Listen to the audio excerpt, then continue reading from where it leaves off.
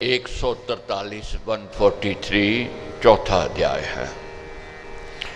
श्री भगवान ने कहा, हे अर्जुन, ये जो भक्ति में कर्म योग मैंने तुझे कहा है, ये कोई नवीन बात नहीं है। सूर्यवंशियों के प्रथम पुरुष विप्सान को ये अविनाशी योग पहले मैंने कहा था। विप्सान ने मनु को बताया, फिर मनु ने इक्ष्वाकु को कहा। इस प्रकार परंपरा से ये चला आया है। प्राय इसको राजर्षि जन जानते थे। अक्षत्रिय अक्षत्रियों के कर्म समर्पण का योग पहले पाया जाता था। हे परंतप, वह योग दीर्घ काल के बीतने पर काल के बड़े फेर से नष्ट हो गया था। वही ये पुरातन कर्म योग मैंने आज तुझे कहा है। तू मेरा भक्त है और मेरा सखा है। निश्चय से ये योग का एक उत्तम रहस्य है। उत्तम रहस्य की बात भक्त और स्नेही मित्र को ही बतानी उचित होती है। सो मैं तुझको कहता हूँ कि कर्म योग एक उत्तम तत्व है और मोक्ष का सर्वोत्तम मार्ग है। आत्म कल्याण का ये बड़ा सरल पथ है। प्रभु कहते हैं कि अर्जुन, तू मेरा प्रिय है, मेरा सखा है। और अपने प्रिय अपने सखा को एक कीमती बात सुनाई जाती है, कही जाती है, बताई जाती है। तो मैं तेरे को कह रहा हूँ, जीवन का एक रहस्य है। कर्म योग से ही व्यक्ति मोक्ष मुक्ति की ओर बढ़ सकता है। अर्जुन ने कहा, आपका जन्म तो इधर का है। अब रहस्य की बात आ गई। अर्जुन के मन में प्रश्न आ गया, आप बहुत पुरानी बातें सुना रहे हो, तो आपका तो जन्म इधर का है। अब प्रभु क्या? अर्जुन ने कहा, आपका जन्म तो इधर का है, अब हुआ है, और विप्सान का जन्म तो बहुत पहले हुआ था। तब मैं कैसे जानूं कि ये योग आदि में आपने ही कहा था।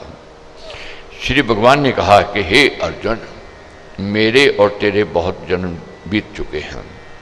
भेद केवल इतना है कि हे परंतप, मैं उनको जानता हूँ, तू नहीं जानता है। मैं प्रबुद्ध और शुद्ध आत्मा होने से पूर्ण ज्ञान द्वारा उनको जान रहा हूँ और तुझको उनका ज्ञान नहीं है। अर्जुन ने प्रश्न कर दिया कि विप्सान का जन्म तो बहुत पहले का है, ये आदि की बातें आप आज कर रहे हो, आपका जन्म इसका है, इस समय का है। तो प्रभु कहते, तेरे मेरे जन्म बहुत हुए हैं, दोनों में अंतर क्या है? मैं प्रबुद्ध और शुद्ध आत्मा होने के नाते पिछला अगला और आज का सब जानता हूँ और तू नहीं जानता है। यद्यपि मैं अजन्मा हूँ, अपरिवर्तनशील आत्मा हूँ और प्राणियों का ईश्वर होते हुए भी अपनी प्रकृति को अधिकार में करके सूक्ष्म प्रकृति को लेकर मैं अपनी आत्म शक्ति से अपने संकल्प बल से प्रकट होता हूँ। साधक आत्मा का आना प्रयोजन सिद्ध करने के लिए होता है और वह अपने संकल्प के बल से प्रकट हो जाया करता है। जहाँ जहाँ धर्म की हानि होती है, अधर्म बढ़ता है, वहाँ वहाँ फिर परमेश्वर प्रकट होते हैं। दिव्य रूप, दिव्य शक्तियाँ लेकर के आते हैं धर्म को दूर करने के लिए, धर्म के वास्ते, पापियों का नाश करने के लिए। जब जब धर्म की ग्लानि होती है, धर्म मंद पड़ जाता है और अधर्म का बल बढ़ जाता है, तब मैं अपने आप को प्रकट करता हूँ। साधक आत्म मर्यादा से साधुओं सभ्यों की रक्षा के लिए, दुष्टों दुष्कर्मियों के विनाश के लिए और धर्म की स्थापना के लिए मैं युग युग में प्रकट होता रहता हूँ। अथवा शुभ कर्मों को बचाने के लिए और पापों के विनाश करने के वास्ते मैं समय समय पर जन्म लेता हूँ। जब जनता में धर्म ना रहे, मर्यादा मिट जाए, सत्य तथा न्याय का नाश हो रहा हो, उस समय भले जनों का तथा भलाई को बचाने के लिए, बुरों का तथा बुराई को दूर करने के लिए और सत्य को, मर्यादा को स्थापित करने के वास्ते मैं पुरुषोत्तम आया करता हूँ। इस प्रकार मेरे दिव्य जन्म और कर्म को जो जन रहस्य सहित तत्व से जानता है, उनको देवी प्रेरणा तथा ईश्वर विधान समझता है। हे अर्जुन, वह मनुष्य भी शरीर को त्याग कर फिर जन्म नहीं पाता और मुझको ही प्राप्त करता है। वह सत्संगी मुझ में ही समा जाता है। बहुत से वीतराग, भय और क्रोध से रहित, ज्ञान तथा तप से पवित्र बने हुए, मुझ में लीन और मेरे में आश्रित लोग मेरे भाव को, मेरे स्वरूप को प्राप्त हो चुके हैं। मनुष्य की वृत्तियों में राग प्रबल है।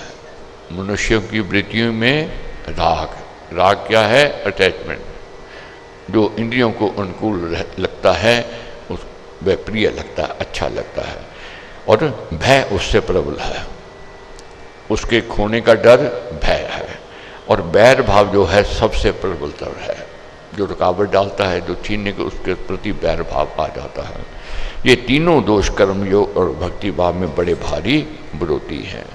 राग, भय और बैर भाव, ये तीनों हमारे विरोधी हैं। इनको छोड़ने पर ही भक्त भगवान के स्वरूप में लीनता लाभ करता है। हे अर्जुन, जो लोग जिस प्रकार जिस विधि से मुझको प्राप्त होते हैं, मेरे पास आते हैं, उनको उसी प्रकार मैं ग्रहण कर लेता हूँ। क्योंकि सर्व प्रकार से मनुष्य मेरे ही बताए हुए मार्ग पर अनुसरण करते हैं।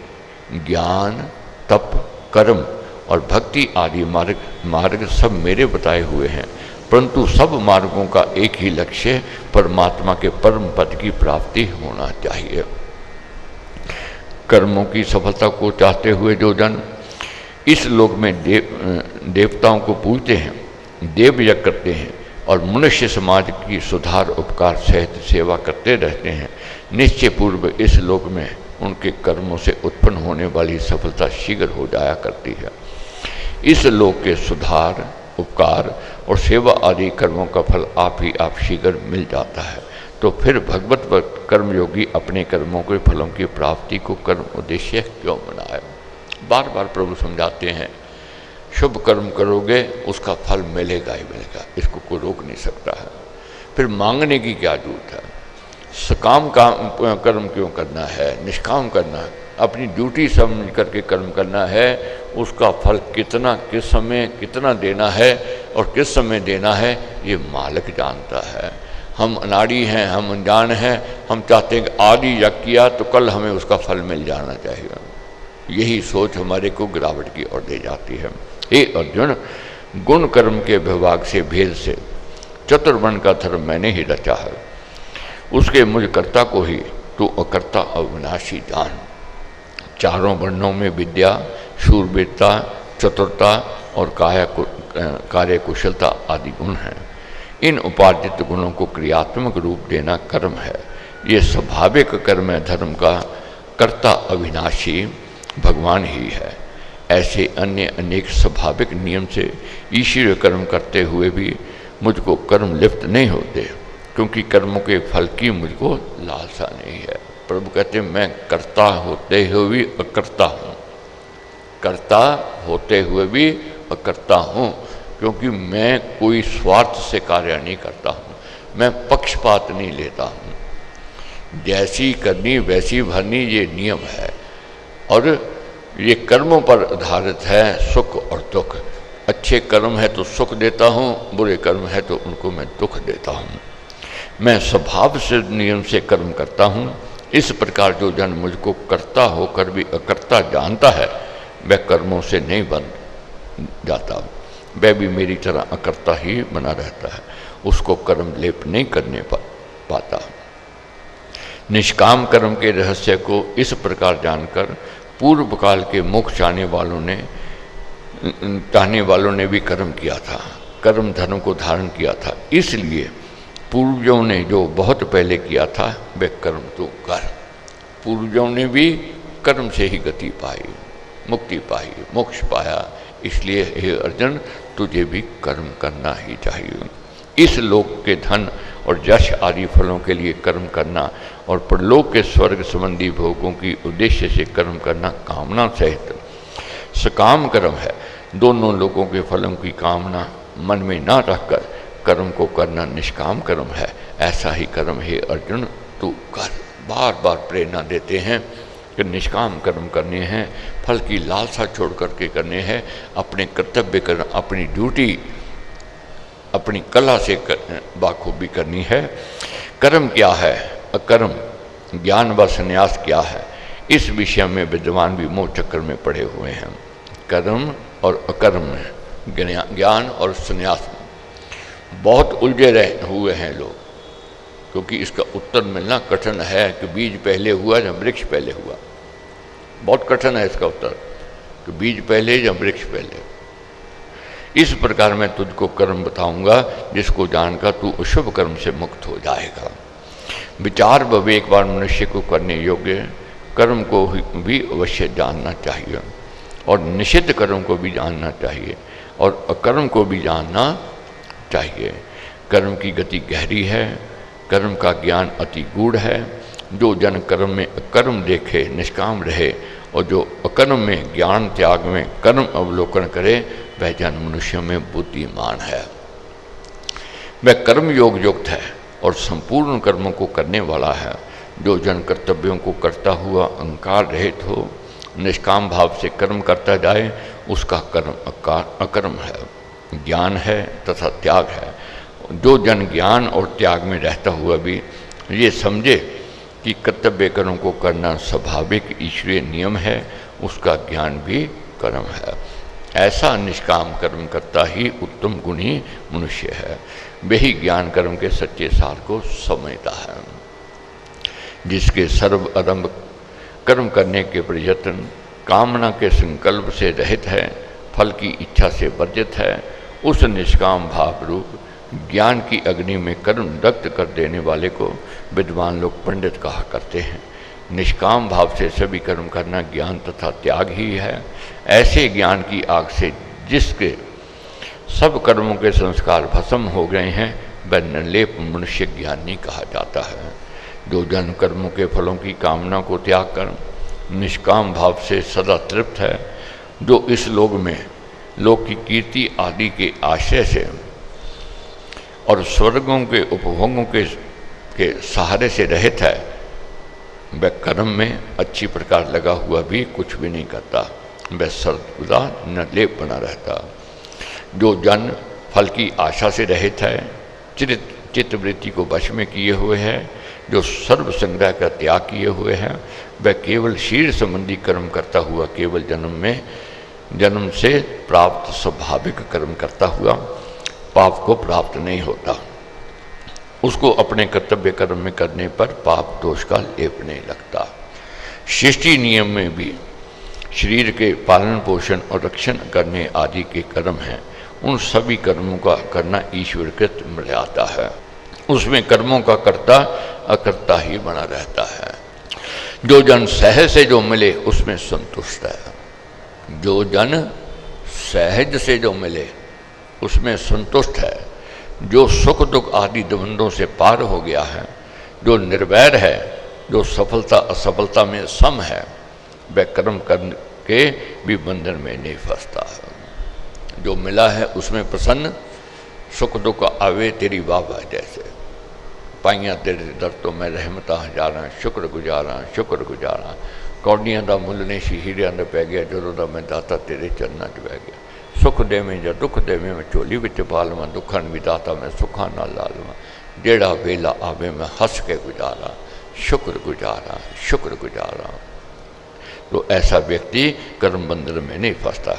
फल में आसक्ति रहित का, राग द्वेष से मुक्त का, ज्ञान से स्थिर चित्त का और यज्ञ के लिए कर्म करने वाले का सारा कर्म संस्कार सर्वदा लय हो जाता है।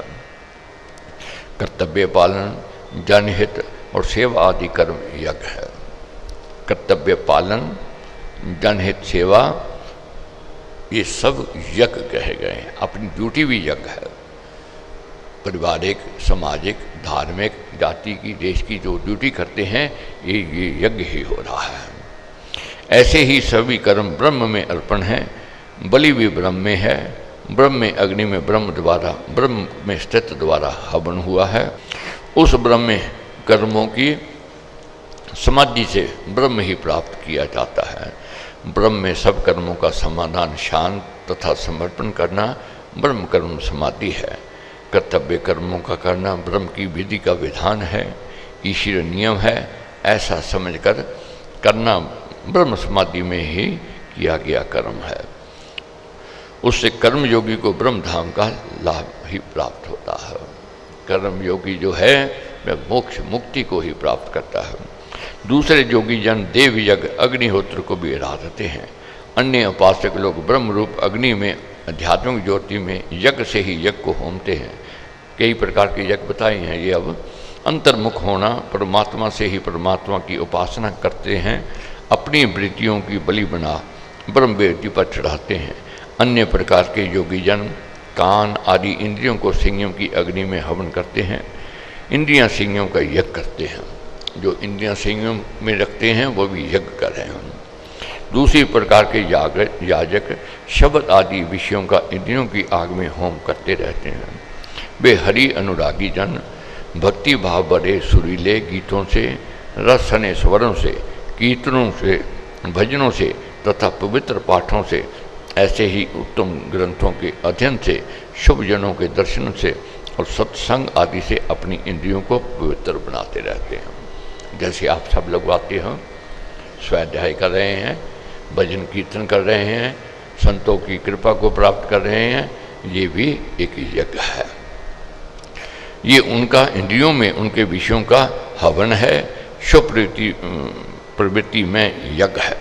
अन्य योगीजन इंद्रियों के सब कर्मों को और प्राणों के व्यापारों को और अपने आप के संयम की अग्नि में जो सत्य ज्ञान से दीप्त है होमते रहते हैं। अपने आप को नियम मर्यादा में रखकर अपनी इंद्रियों के सब कर्मों से क्रियाशीलता का जीवन बताते हैं, शुभ कर्म करते हैं और अपने सांसों के आने जाने को भी ज्ञान से प्रज्वलित कर्मयोग की आग में बलिदान करते हैं। प्रशंसनीय व्रतों वाले, संयम ध्यान में यत्नशील योगीजन कोई द्रव्य से, चारु आदि पदार्थों से यज्ञ करने वाले होते हैं, कोई तप यज्ञ करते हैं, कोई कर्म योग वाले हैं, कोई स्वाध्याय यज्ञवान है और कोई ज्ञान यज्ञ में परायण है। कोई द्रव्य का यज्ञ करता है, कोई तपस्या करता है, स्वाध्याय करता है। उसी प्रकार दूसरे योगी लोग अपान में प्राण में अभूति डालते हैं, ब्रह्म कुंभक करते हैं, अन्य प्राण में अपान का हवन करते हैं, अभ्यंतर कुंभक करते हैं। अन्य प्रकार के अभ्यासी जन अनेक प्रकार की वस्तिका आदि से प्राण और अपान की गति को रोककर प्राणायाम में प्रायण होते हैं। कई एक अभ्यासी लोग खान पान को नियत किए हुए मिताहारी होकर प्राणों में प्राणों को होमते हैं, स्वस्थ युक्त सदाचार का जीवन व्यतीत करते हैं। ये सभी यज्ञों से पापों का नाश कर चुके हैं और यज्ञों को जानते हैं, यज्ञों के सच्चे मर्म को समझते हैं। हे कुरुश्रेष्ठ, यज्ञ करके बचा हुआ अन्न खाने वाले अमृत को वाले हैं, उनका भोजन अमृत है। तो क्या कहते हैं, यज्ञ करके जो अन्न खाता है, यानी कि मेहनत करके जो प्रभु की प्रसादी को प्राप्त करता है, फोकट की नहीं खाता है, आलस पर मादी में नहीं है और कर्म योगी है, और उसके पश्चात जो अन्न मिलता है मालिक की कृपा समझकर, मालिक की प्रसादी समझ करके ग्रहण करते हैं, वे यज्ञ हो रहा है। उनका भोजन अमृत है, वे सनातन ब्रह्म को प्राप्त करते हैं। यज्ञ ना करने वाला के ये लोक ही नहीं तो दूसरा लोक कहाँ से हो सकता है। जो यज्ञ नहीं करते हैं, जो पीछे हमने पढ़े उनमें से कुछ नहीं करते हैं, तो उनका लोक भी बिगड़ जाता है, उनका परलोक भी बिगड़ जाता है। ऊपर कहे यज्ञों में से कोई भी यज्ञ करके भोजन करना भगवान का अमृत प्रसाद पाना है। जितने यज्ञ कई प्रकार के यज्ञ बताए हैं, उनमें से कोई भी यज्ञ, बहुत में आप देखोगे आप करते हो, इसलिए आशावादी बनना है, निराशावादी नहीं बनना। हम उसी पथ पर जा रहे हैं जिस पथ पर प्रभु ले जाना चाहते हैं, जिस पथ पर गुरु महाराज हमें ले जाना चाह रहे हैं। ठीक है, स्पीड कम हो सकती है, वाहन की कमजोरी हो सकती है, मगर दिशा ठीक है, दिशा ठीक है, पथ ठीक है, एक न एक मंजिल मिलेगी ही मिलेगी। उससे मनुष्य के दोनों लोग सुधर जाते हैं, और यदि इन कामों में से कोई भी शुभ कर्म ना किया जाए तो इस लोक का जीवन भी बिगड़ जाता है, परलोक की तो कथा ही कौन कहे। ऊपर कहे प्रकार से ऐसे बहुत प्रकार के यज्ञ वेद मुख से, वेद वाणी से विस्तृत हुए हैं, विस्तार से वर्णन किए गए हैं। उन सब यज्ञों को तो कर्म से होने वाले समझ, कर्मों के किए बिना कोई भी यज्ञ नहीं किया जा सकता है। ऐसा ही जानकर तो मुक्त हो जाएगा। सब कर्म करने से ही सिद्ध होते हैं, इसलिए निष्काम भाव से कर्तव्य कर्म अवश्य में करते रहना चाहिए। ऐसा ज्ञान ही ज्ञान यज्ञ है। द्रव्य यज्ञ से, सामग्री के होम से, ज्ञान यज्ञ अधिक अच्छा है। सबसे अच्छा ज्ञान यज्ञ कहा गया है, उत्तम कहा गया है। जैसे प्रचंड अग्नि में कुछ भी डाल दो वह अग्नि उसको पवित्र कर देती है, इसी प्रकार ज्ञान की अग्नि ऐसी है, कितने भी पाप कर्म क्यों ना हो, कितनी भी बुराई क्यों ना हो, कितनी अज्ञानता क्यों ना हो, ये ज्ञान का प्रकाश सब बुराइयों से, सब पापों से मुक्त करवा देता है। ज्ञान यज्ञ अधिक अच्छा है, कल्याणकारक है। हे पार्थ, सर्व संपूर्ण कर्म ज्ञान में सर्वदा समाप्त होता है। कर्म मात्र निष्काम भाव में, न शक्ति में तथा संबुद्धि में पराकाष्ठा को पहुंच जाता है। कर्मों की उत्तमता और पूर्णता कर्म योग और भगवत समर्पण रूप सच्चे ज्ञान में ही है। हे अर्जुन, उस ऊपर कहे ज्ञान को तत्वज्ञानी भक्तों के समीप जाकर विनय से, नमस्कार से। अब बात मन में प्रश्न उठता है, अगर ज्ञान ही श्रेष्ठ है तो ज्ञान खरीद लाते हैं, ज्ञान ही अगर श्रेष्ठ है तो ज्ञान किसी के से छीन लाते हैं। ना कोई ताकतवर व्यक्ति ज्ञान को छीन सकता है, ना अमीर आदमी इसको खरीद सकता है। ज्ञान एक ऐसी दौलत है कि इसको कोई चोरी से ले जा नहीं सकता है, इसमें इतनी शक्ति है। अब ज्ञान फिर मिले तो कहाँ से मिले, लेना है तो कहाँ से लेना है, तो इसके लिए क्या बताया। महापुरुषों के पास जाओ, विद्वान व्यक्तियों के पास जाओ, संतों के पास जाओ, और जाओ जाकर के विनय से, नमस्कार से, बार बार पूछने से और सेवा से समझ, तत्वदर्शी ज्ञानी जन तुझको ज्ञान का उपदेश देंगे। हमारी नासमझी क्या है, संतों के पास, महापुरुषों के पास तो जाते हैं, कामना लेकर के जाते हैं, ज्ञान मांगना भूल जाते हैं, लंबी चौड़ी लिस्ट ले जाते हैं, ये मेरा पूर्ण हो जाए, ये मेरा पूर्ण हो जाए, मगर ज्ञान मांगना भूल जाते हैं। यही बड़ी भूल है, यही बड़ी अज्ञानता है। महापुरुषों के पास जाओ, संतों के पास जाओ, विद्वान व्यक्तियों के पास जाओ, उनके आगे विनय से, अहंकार से नहीं, झुक करके, नमन हो करके बार बार पूछो। अर्जुन बार बार पूछते हैं प्रभु से, प्रभु बार बार उन प्रश्नों का उत्तर दे रहे हैं। तो इसलिए ज्ञान अगर चाहिए झुकना पड़ेगा। बादल झुका हुआ बरसता है, जिस वृक्ष पर फल लगते हैं वह झुका हुआ होता है, और झुका हुआ व्यक्ति मान सम्मान आदर सत्कार और ज्ञान को प्राप्त कर सकता है। सत्य का ज्ञान प्राप्त करने के उपाय क्या है? नम्रता, जिज्ञासा और सेवा भाव। अब ज्ञान कैसे मिलेगा? नम्रता को लेकर के आना पड़ेगा, अपने अंदर जिज्ञासा को लेकर के आना पड़ेगा, और सेवा भाव। जितनी सेवा कोई करेगा उतना उसको गुरु से ज्ञान मिलेगा। कभी भी देख, अपने दैनिक जीवन में देखो, जो आपकी सेवा करता है अपना हुनर आप उसी को बताते हो। जो आपकी अनदेखी करता है, आपकी अवज्ञा करता है, तो वह कोरा रह जाता है, खाली रह जाता है। किसी क्षेत्र में भी देख लो, व्यापार व्यवहार स्वभाव कहीं भी देख लो, गुरु की जरूरत होती है। कौन शिष्य गुरु से सीख जाता है? जिसके अंदर नम्रता होती है। अगर शिष्य अकड़ में रहे, क्रोध में रहे, अहंकार में रहे, क्रोधी होवे, कड़वे शब्द बोलने वाला होवे, अपशब्द बोलने वाला होवे, वह गुरु से ज्ञान नहीं ले सकता। नम्रता की जरूरत है, जिज्ञासा की जरूरत है, और तीसरा सेवा भाव की जरूरत है। इन्हीं से ज्ञान ग्रहण करने की योग्यता प्राप्त होती है। भक्त तीनों साधन जिज्ञासु की श्रद्धा के, सच्ची लगन के और ज्ञान के पिपासा के परिचारक हैं। जय श्री कृष्ण।